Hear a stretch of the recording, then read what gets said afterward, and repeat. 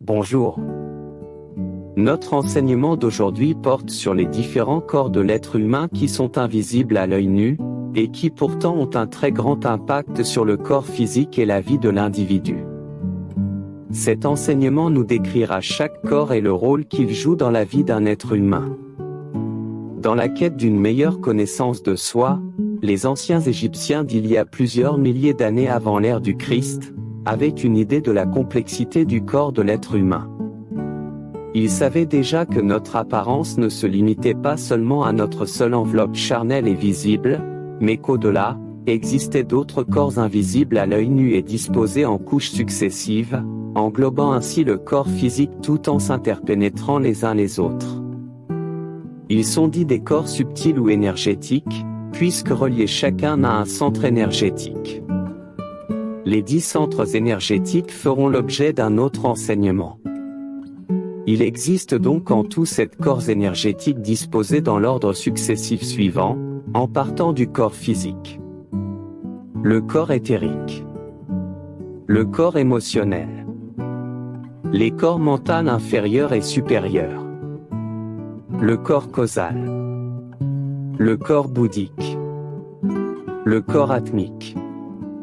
Mais avant de parler des 7 corps subtils, nous allons parler rapidement du corps physique, car il est enveloppé par tout cela. Qu'est-ce que c'est donc le corps physique? Eh bien, c'est cette enveloppe que nous voyons à l'œil nu, et que nous pouvons toucher. Il est de nature matérielle et abrite nos 5 sens.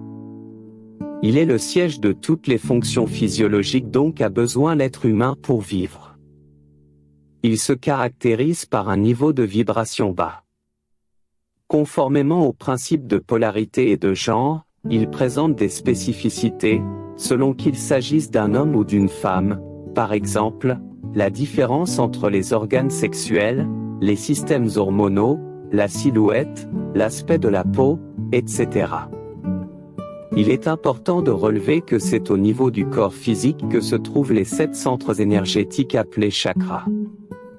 L'ensemble des chakras sont reliés entre eux par le canal énergétique. Le corps éthérique. Il est encore appelé corps vital. C'est le tout premier corps subtil ou bien énergétique qui enveloppe le corps physique tout en le débordant de quelques centimètres. Il assure l'activité des fonctions vitales et aussi les échanges énergétiques avec les différents autres corps subtils. Il fournit l'énergie vitale au corps physique par le biais du canal énergétique. Il est relié au corps physique par le centre énergétique appelé chakra racine. Le corps éthérique puise ses ressources dans la nature à la manière d'une plante et les stocke sous forme d'énergie vitale, utile pour le corps physique. Il a un niveau de vibration plus élevé chez les individus les plus actifs, et plus faible chez les personnes très sédentaires ou bien qui ont leur système immunitaire affaibli. Les avancées technologiques ont permis la mise au point d'appareils spéciaux qui permettent de le visualiser. Le corps émotionnel. Il est encore appelé corps psychique ou corps astral. Il est porteur de nos émotions. Il reflète notre personnalité et nos traits de caractère. Il est connecté au chakra sacré. Tous les sentiments dont nous ne voulons pas nous séparer ou bien que nous refoulons se concentrent dans ce corps. Ils s'y accumulent et peuvent devenir un poison pour notre santé ou pour notre vie.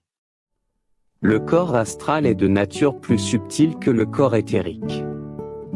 Il forme jusqu'à environ 30 à 50 cm autour du corps physique, une enveloppe dont la couleur varie en permanence et peut prendre toutes les couleurs de l'arc-en-ciel.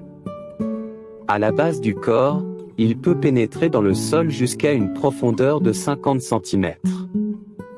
L'éclat de couleur de l'enveloppe renseigne sur l'état émotionnel ou bien l'état de santé ou d'humeur de l'individu. Les émotions positives telles que l'amour, la joie et l'excitation sont de couleur claire et brillante. Les couleurs sont sombres pendant les moments de stress émotionnel. C'est par le biais du corps astral que nous envoyons des vibrations vers le monde extérieur. Nous déterminons ainsi quels événements et quelles énergies nous attirons vers nous. C'est ce corps qui voyage dans nos rêves ou bien dans les pratiques de sortie du corps physique, que ce soit consciemment ou inconsciemment. Il est donc très important de prendre conscience de la présence et du rôle de cette enveloppe, de la nettoyer régulièrement, soit par des séances de psychothérapie, ou de toute autre pratique telle que la relaxation, méditation, etc. Le corps mental. Il est le siège de nos pensées, de nos réflexions et de notre conscience primaire. Il est donc le reflet de notre personnalité. C'est à lui qu'on a recours en cas d'imagination créatrice et en cas de visualisation. Il est le siège de ce qu'on appelle couramment le sixième sens. Il rayonne plus au niveau de la tête et des deux mains. Au niveau de la tête, il est responsable des facultés de clairaudience, de clairvoyance et clairolfaction, tandis qu'au niveau des mains, il permet de percevoir ou d'échanger les énergies avec l'extérieur. Il se divise en deux parties, la partie inférieure est reliée au corps astral via le chakra du cœur, tandis que la partie supérieure est reliée au corps causal par le chakra du plexus solaire. Le corps causal. Le corps causal est connecté au chakra de la gorge. Il est le siège de la conscience supérieure. À ce titre, il constitue une mémoire pour les expériences vécues dans nos vies antérieures et une bonne partie de celles vécues dans notre vie actuelle.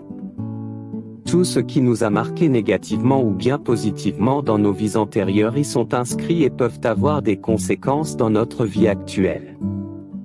En y accédant par des techniques de méditation avancées, on peut obtenir beaucoup de réponses sur qui nous sommes vraiment, les familles auxquelles nous appartenions dans nos précédentes vies, les différentes personnalités et les traits de caractère que nous avions, le but et les missions de notre réincarnation dans notre vie actuelle. Le corps bouddhique. Il est encore appelé corps spirituel ou bien corps céleste. Il est connecté au chakra frontal, encore appelé chakra du troisième œil. Le corps bouddhique n'existe que chez les personnes ayant atteint un niveau de spiritualité élevé. Son niveau de vibration est très élevé et très puissant. Il favorise la communication avec les êtres de lumière comme les anges et les êtres spirituels supérieurs comme les saints. À ce stade, on est en communion avec l'univers et l'on ne voit que l'amour inconditionnel et l'unité dans tout ce qui nous entoure. C'est par son biais que l'on est investi du pouvoir de guérison inconditionnelle par l'amour. Le corps atmique. Il est encore appelé corps de la conscience cosmique ou corps divin. Il est connecté au chakra coronal et sa fréquence de vibration est plus élevée que celle de tous les autres corps subtils. À l'état de corps atmique, l'on fait un avec l'univers et l'on fait aussi partie intégrante de la conscience divine. Merci de votre attention, et rendez-vous dans notre prochain enseignement.